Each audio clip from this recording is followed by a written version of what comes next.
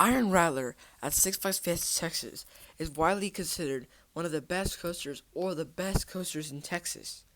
But does it really deserve that title? Tune in on Ride and Review to find out. We left for the drop. Yep, yep, yeah, we live for the drop.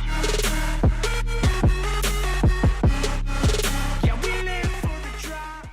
Before I begin with the video, let me explain the rules. With Ride and Review, I have my own rating system.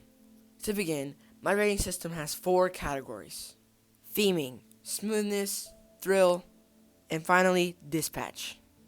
Each category can give a total of 25 points, and altogether they equal 100 if they get max points in each category, which is extremely rare. And if that happens and they get a total point of 100, or 91 between 100, this ride becomes a star ride. So we'll see if Iron Rattler actually gets a star ride. So let's begin with our first category, theming. You've probably heard me say this before, but I'll definitely say it again. Fiesta Texas knows how to do theming, unlike other Six Flags parks. This one stands out. Pirates of the Deep Sea, Poltergeist, Joker Carnival of Chaos, those are really good themed rides. But does this apply to Iron Rattler as well? Yes it does. Automatically, before you even go in, you see a statue of a snake shooting venom out of its teeth, and signs saying everywhere this is a mining place and a snake. And my favorite piece of theming, which is the big humongous sign right on the queue line that says, "World's Longest Rattlesnake Roundup." This already tells me the story of the ride. You're trying to catch the world's longest rattlesnake, and you board the rattlesnake and you're trying to survive on it while it does drops and twists and a barrel roll. And once you come back to the station, that means you caught it. It's an easy story that can make sense to anyone. That's what I really love about this ride. It tells you a story before you get on. Sure, it needs some more, but yeah, that's pretty good so far. And the theming keeps going not just in the station. The actual train looks amazing. Do you see that train? It's the most prettiest train I've ever seen. Then, that part where you go in the tunnel, sure, there's no more lights or fog anymore, but that's awesome. It's like a snake going into a cave. Now, the only problem I have with theming in this ride is the actual station itself. It's kind of bland. You know Texas Giant, and you know how they have theming in the station too. But Texas Giant doesn't have theming outside like Iron Rattler does. So it's kind of like flip-flop. Iron Rattler has theming on the outside, but nothing on the inside, while Texas Giant has theming on the inside and nothing on the outside. But it's just a minor problem I have. They just need to do theming in the station more. Plus, what would be really cool is that if Iron Rattler had onboard audio of hissing snake noises.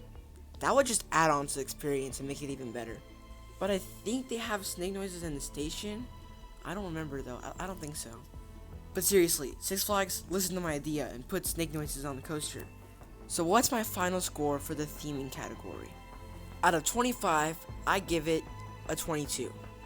I take off 3 points just because there's not enough theming in the station. But that's pretty much it, because it has a logo on the side of the hill, it has theming outside the station, and the coaster itself looks amazing. You'll never see that in most coasters. So let's move on to the next category. So now the next category, smoothness. Now when it's an RMC that I'm rating, this seems almost extremely unfair. RMCs are known for smoothness, so obviously it's going to get 25 out of 25, right? Well, it depends. Some RMCs actually have a rattle on them, and I don't know why, but some of them do. But does this apply to Iron Rattler? No, it does not. Iron Rattler is awesome when it comes to smoothness. The hill, the drop, the turns, the twists. I do not feel a rattle, or shake, nothing. This is my dad's favorite roller coaster. He hates rough rides. And this one is not a rough ride whatsoever. And I completely agree. Iron Rattler is not a rough ride. And if anyone says there's a rattle on it, well then you just had a bad experience that one day, because Iron Rattler is nothing close to rough.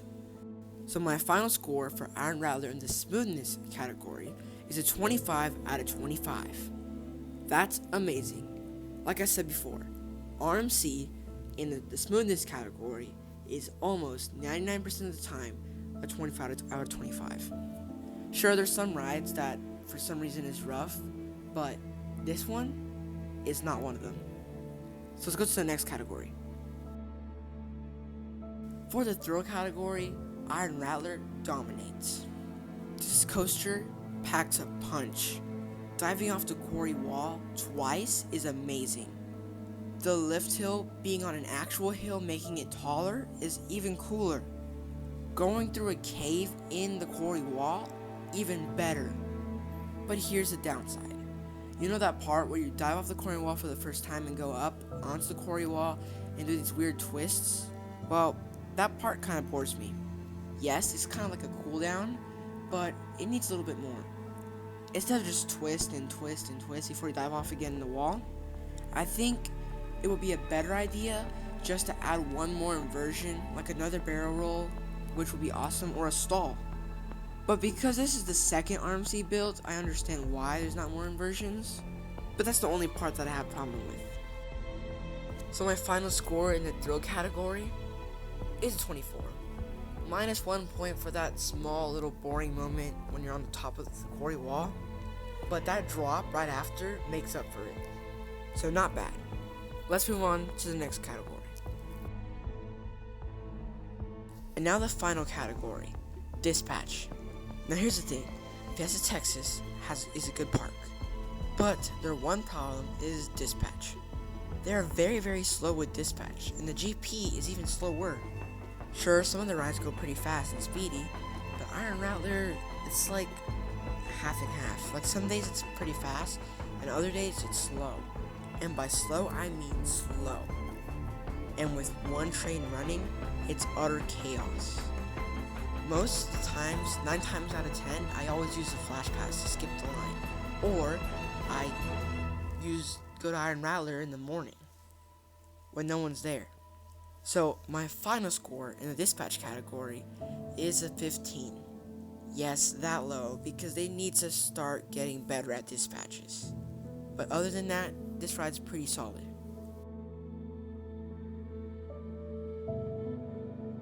And now for the final score of Iron Rattler. For theming, we got a 22. For smoothness, we got a 25.